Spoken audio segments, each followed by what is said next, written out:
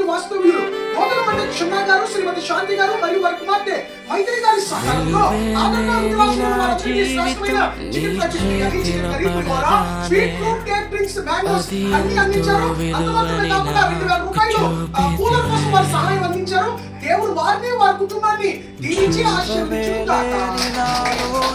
జీవమును నింపుటకు నీ జీవితాన్నే ధారబోసితివే,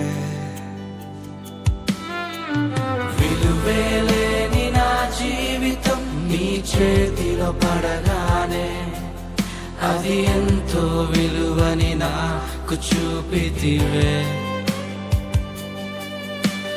జీవమేలేని నాలోని జీవమును నింపుటకు నీ జీవితాన్నే తారబోసితివే. నీది శాశ్వత ప్రేమ